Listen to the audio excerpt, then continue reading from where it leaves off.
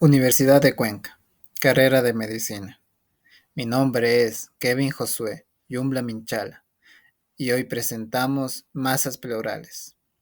Este tema ha sido desarrollado bajo la guía del doctor Jorge Castillo, docente de Imagenología 2, formando profesionales comprometidos con la salud y el bienestar de la sociedad. Comenzamos. La pleura es una capa de mesotelio formado por dos hojas, la hoja parietal y la hoja visceral. La hoja parietal recubre la cavidad torácica por la parte interna, además del mediastino y el diafragma. Es importante recordar que esta hoja es la que protege y delimita el área en donde se encuentran los pulmones. Por otro lado, la hoja visceral recubre directamente la superficie pulmonar. Entre estas dos hojas existe un espacio virtual que juega un papel clave en la función pulmonar, denominado espacio pleural. Por último, las cisuras son esas reflexiones de la pleura visceral que nos ayudan a separar los distintos lóbulos pulmonares. Entre los principales métodos de diagnóstico por imagen para las patologías pleurales tenemos a la radiografía, a la tomografía y al ultrasonido. La radiografía simple de tórax, póstero-anterior y lateral van a ser útiles como una primera valoración. Sin embargo, las hojas pleurales no son visibles en la radiografía de tórax simple, ya que su sombra de densidad agua se funde con la misma densidad de la pared torácica, el mediastino y el diafragma. Sin embargo, las cisuras, al ser reflexiones de la pleura visceral que separan los distintos lóbulos pulmonares, al estar rodeadas por ambos lados de densidad aire, son visibles si el haz de rayos X es tangencial a ellos. La cisura menor se ve en ambas proyecciones, en la mitad de los individuos, en un plano horizontal a nivel de la porción anterior de la cuarta costilla derecha. Por otro lado, la cisura mayor no es visible en la proyección posterior, pero en la proyección lateral queda tangencial al haz de rayos X. Por lo tanto, se puede identificar como líneas oblicuas que se extienden desde la quinta vértebra dorsal hacia adelante y hacia abajo para acabar en el diafragma, unos centímetros por detrás de la pared torácica anterior. Sin embargo, la visualización de estas cisuras va a depender mucho de la calidad de la imagen y la técnica con la que se realice. Ahora, con la tomografía computarizada de colimación fina se puede identificar la pleura como una línea de 1 a 2 milímetros en los espacios intercostales.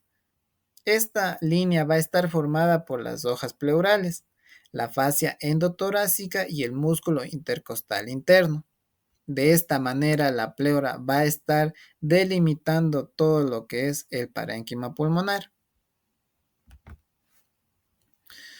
El ultrasonido puede ser útil en salas de emergencia y en la unidad de cuidados intensivos, en donde las condiciones del paciente limitan su movilidad y así también los estudios que se le pueden realizar.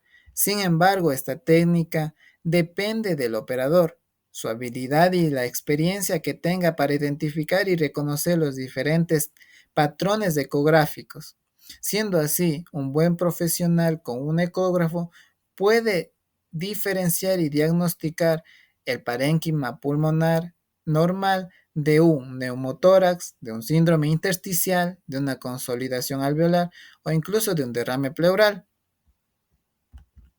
Ahora, las patologías pleurales pueden ser el derrame pleural, el engrosamiento pleural o los tumores pleurales. Comenzando con el derrame pleural. Un derrame pleural es la acumulación de líquido en la cavidad pleural. Cuando este líquido es pus, se le llama empiema. Cuando es sangre, hemotórax. Y cuando es linfa, se le denomina quilotórax. Las causas del derrame pleural son múltiples, y se puede clasificar inicialmente como trasudados o exudados.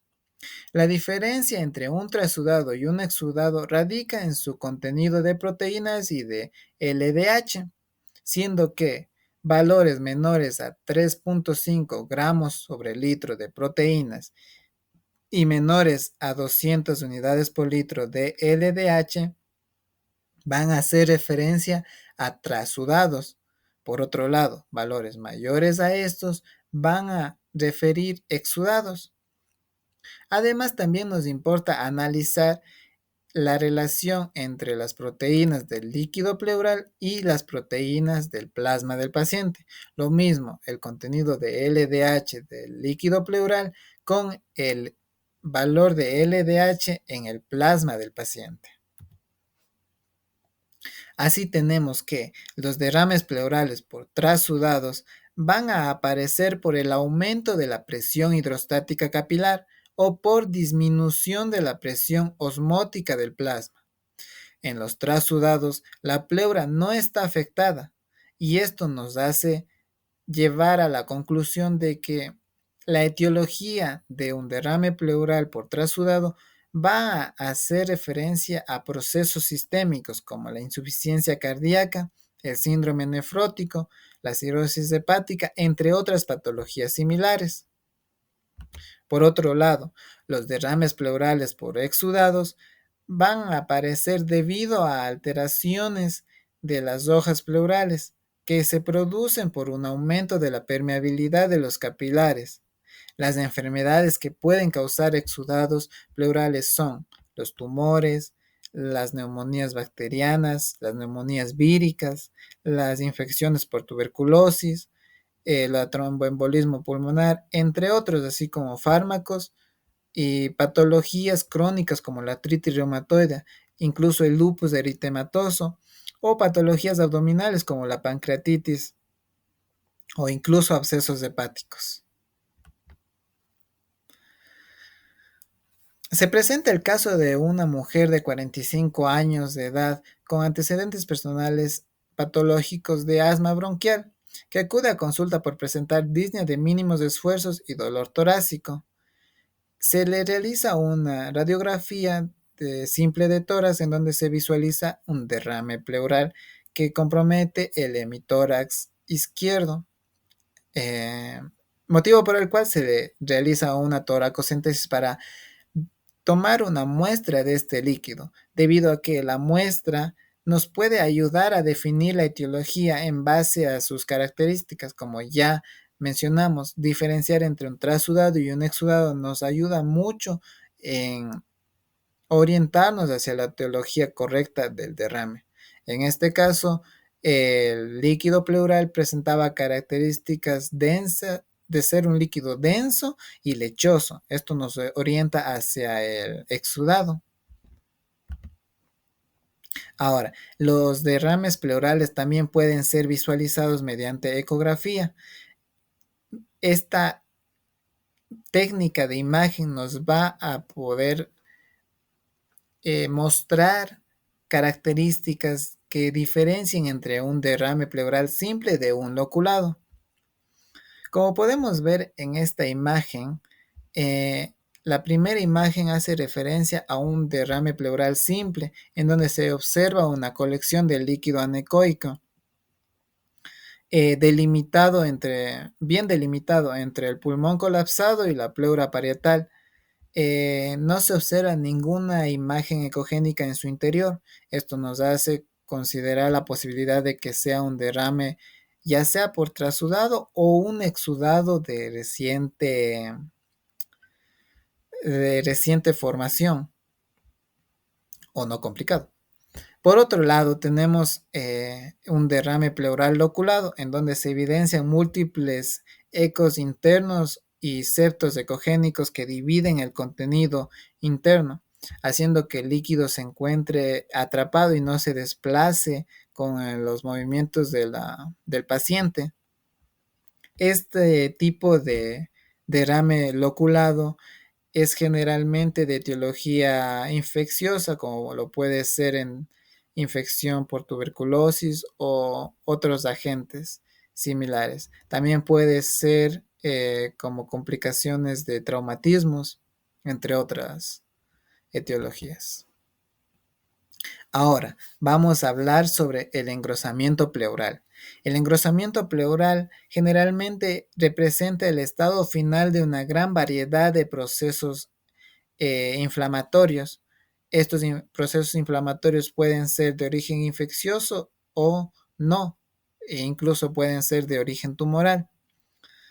El engrosamiento pleural, para diferenciarlo de una manera inicial, puede ser localizado o difuso.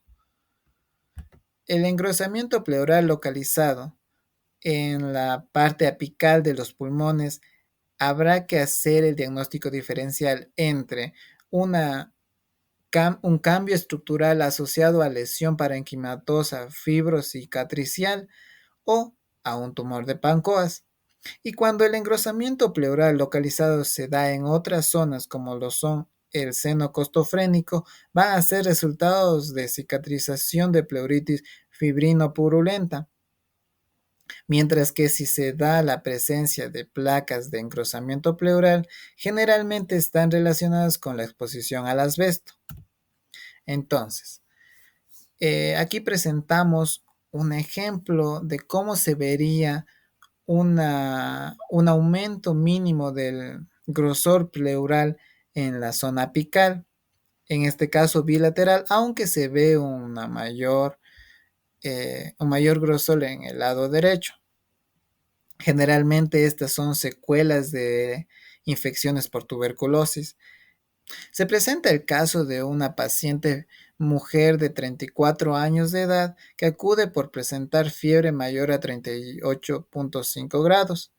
Luego de una correcta anamnesis y examen físico, se sospecha de sarcoidosis, motivo por el cual se piden, además de exámenes de laboratorio, también exámenes de imagen, en donde se puede visualizar en la radiografía un engrosamiento pleural y tractos fibrosos apicales bilaterales, y en una tomografía se puede observar el signo de galaxia sarcoidea.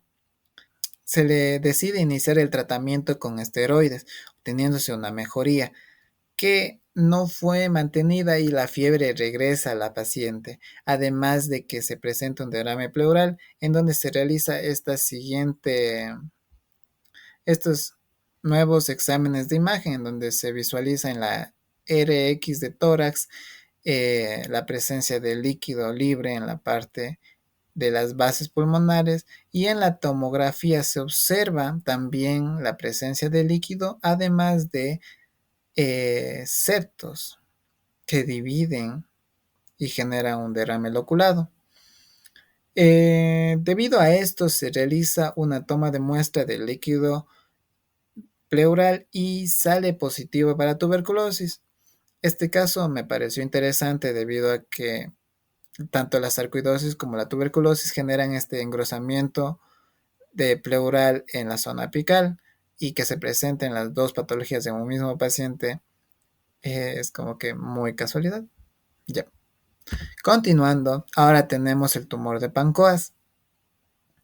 Esto es generalmente cuando el engrosamiento pleural localizado apical es asimétrico y cóncavo hacia el pulmón.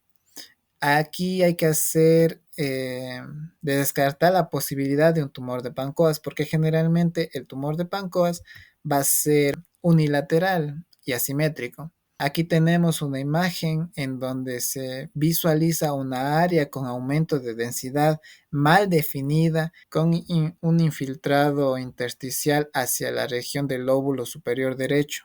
Esta imagen es compatible con un tumor de Pancoas, que luego se confirma con la biopsia. De la misma forma, para visualizar el tumor, la mejor técnica va a ser la tomografía, ya que tiene más resolución y nos permite ver con más detalle los márgenes y el compromiso que tiene el tumor con el parénquima pulmonar. Ahora, sobre la obliteración de senos costofrénicos, vamos a tener que esta va a ser resultado de la cicatrización de una pleuritis fibrino-purulenta, que generalmente es consecuencia de un derrame pleural paraneumónico. Como podemos ver en la imagen, existe un cambio debido a una cicatrización anómala en lo que es la estructura normal de las cúpulas diafragmáticas. Se pierde su forma natural y ahora se ve un declive que simula una pista de esquí, de ahí su nombre en el signo radiológico. Asimismo, se puede ver eh, en diferentes proyecciones y también un aumento de la densidad de la zona diafragmática de las pleuras. Y debido a este cambio, se va también a restringir el área de expansión normal del pulmón mientras se da la respiración, entonces va a tener consecuencias. Y depende de la etiología y de la gravedad del proceso para que sea un gran compromiso o un compromiso leve. Ya. Ahora las placas de engrosamiento pleural generalmente son resultados de exposición al asbesto. Aparecen entre un 50 al 65% de los individuos expuestos con una latencia de 20 años tras la exposición y cursan de forma asintomática. El asbesto es un material tóxico que generalmente se encuentra presente en materiales de construcción. Fue retirado por su toxicidad, sin embargo, aún se reportan casos de enfermedades crónicas por exposición a este material. Como podemos ver en esta imagen, una radiografía simple de tórax, se observan múltiples placas pleurales bilaterales y calcificadas. Estas se van a producir por la proliferación fibrosa de la pleura parietal, secundaria a su irritación por las fibras de asbesto inhaladas. Generalmente son múltiples, bilaterales y en la región posterolateral de los hemitórax y en la pleura diafragmática. Generalmente también respetan los vértices y los senos costofrénicos. Ya. Se presenta el caso de un paciente masculino de 49 años que trabaja en construcción. Al realizarse exámenes médicos ocupacionales, se realiza una RX de tórax simple en donde se visualizan múltiples placas pleurales, motivo por el cual se le decide escalar y pedir tomografía. Entonces el paciente presenta múltiples placas calcificadas tanto en la región de la pared anterolateral del hemitórax derecho como también en la región diafragmática de la pleura. Ahora, en el engrosamiento pleural difuso, también llamado paquipleuritis o fibrotórax, va a ser una consecuencia también del asbesto, generalmente, aunque las causas son múltiples, pero en su mayor porcentaje es el asbesto, pero también las patologías inflamatorias o infecciosas pueden causar, como la infección por tuberculosis, eh, también la artritis reumatoide. Entre los criterios para determinar un fibrotórax están que en la radiografía de tórax se vea una afección mayor al 25% de la pared torácica. Esta debe ser una opacidad tenue de bordes parcialmente mal definidos. O en la TC, un engrosamiento mayor a 3 milímetros que se extiende en el eje cráneo-caudal mayor a 8 centímetros o lateralmente mayor a 5 centímetros. Va a determinarse una paquipleuritis. Aquí tenemos un ejemplo. En la primera imagen tenemos una radiografía simple de tórax en donde se observa un aumento de la opacidad de manera difusa en todo el parénquima pulmonar, tanto en el hemitórax, tanto derecho como izquierdo, además de un aumento de la densidad eh, compatible con una calcificación. De la misma manera, en el mismo paciente se observa en la tomografía, en una reconstrucción coronal posterior, donde se observa de una placa calcificada mayor a 3 milímetros de grosor y con una extensión cráneo-caudal mayor a 8 centímetros en el hemitórax izquierdo. Asimismo, se presenta el caso clínico de un paciente varón de 30 años, persona privada de la libertad, sin comorbilidades, con historial previo de haber recibido glucocorticoides sistémicos durante 7 meses. Se presenta las secuelas de una tuberculosis pleural, en donde en la RX de tórax simple se observa una obturación del ángulo costofrénico derecho, además de un aumento de la opacidad de manera difusa en todo el área del hemitórax derecho e izquierdo, lo interesante es que sin lesión del parénquima pulmonar. Ahora vamos a hablar sobre los tumores pleurales. En su mayoría estos generalmente son el tumor fibroso localizado y el mesotelioma pleural maligno. Entre los hallazgos que nos orientan a pensar que una lesión es de carácter tumoral tenemos el engrosamiento pleural circunferencial, el engrosamiento pleural nodular, el engrosamiento de la pleura parietal mayor a 1 centímetro y el engrosamiento de la pleura mediastínica, aunque este último también puede ser causado por la infección por tuberculosis. El tumor fibroso localizado es un tumor raro derivado del tejido conectivo fibroso, submesotelial, y representa solamente entre el 5 y el 10% de las neoplasias pleurales.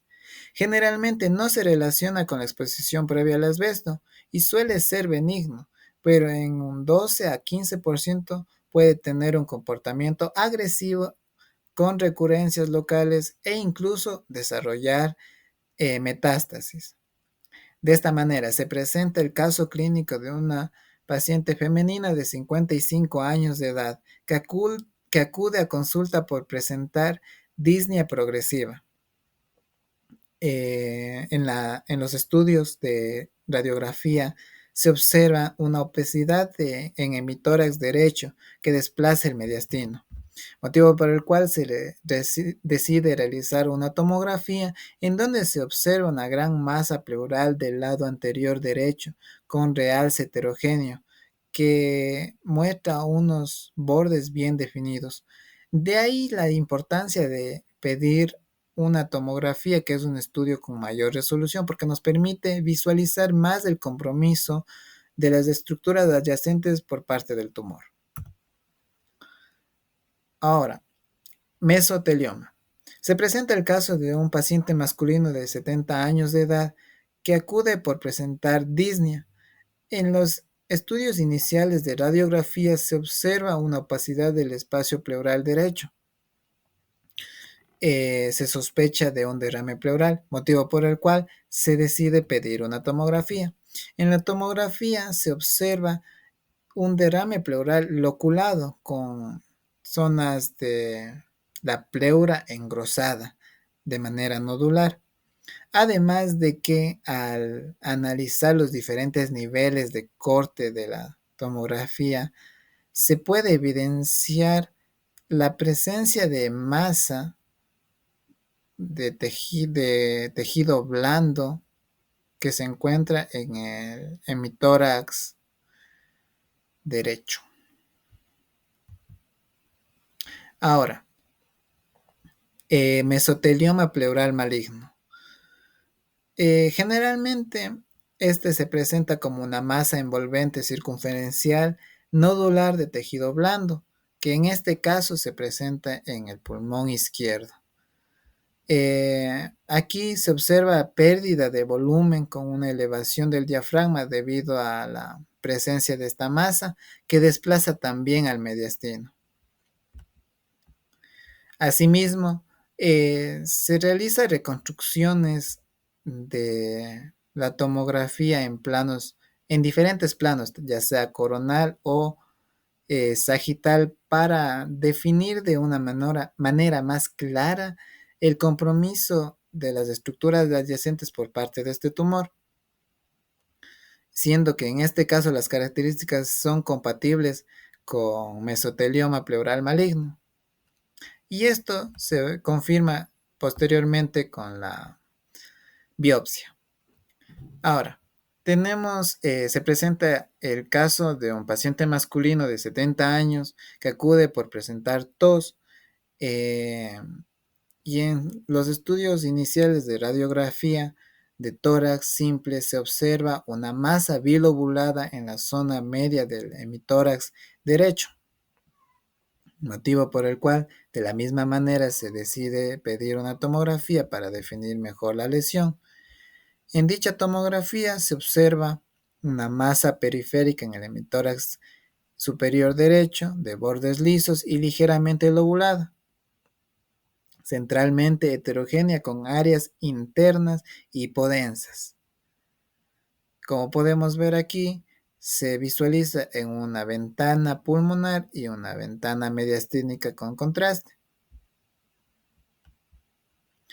Asimismo, se decide solicitar reconstrucciones en múltiples planos para visualizar de mejor manera la lesión. Aquí se puede ver que la lesión está estrechamente relacionada con la cara superior de la cisura oblicua derecha. Aquí el mismo paciente se decide realizar una biopsia en donde se encontró que el tumor la presencia de un tumor maligno dentro del tejido fibroso esclerótico, y el diagnóstico histológico nos reveló neoplasia maligna sarcomatoide. Y ya para finalizar, un linfoma pleural primario. Se presenta el caso de un paciente masculino de 55 años de edad, VIH positivo, que acude a consulta por presentar dolor en la pared torácica.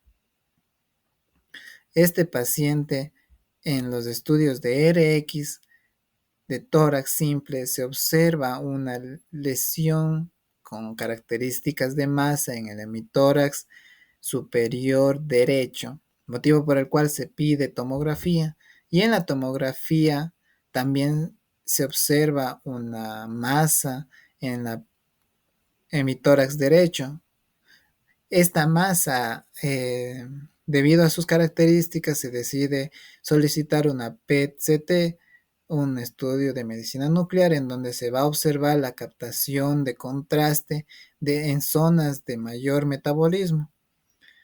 Luego de este estudio, y al llegar a identificar estas áreas de mayor metabolismo, se decide tomar una biopsia de aguja gruesa, en donde se encuentra características de linfoma de alto grado. Posteriormente, en el diagnóstico histológico se llega a la conclusión de que estamos frente a la presencia de un linfoma plasmablástico. Luego de la presentación de este paciente, se decide realizar el seguimiento con radiografía de tórax simple, en donde se puede ver un crecimiento rápido de la patología tumoral, siendo que en 2 semanas compromete todo el hemitórax derecho y también genera desplazamiento de estructuras. Ya así que a la semana 4, en una tomografía de control, se encuentra que la masa ahora es necrótica y ocupa la totalidad del tórax derecho y causa eversión diafragmática, además de un marcado desplazamiento del mediastino y el corazón hacia la izquierda. Gracias por su atención.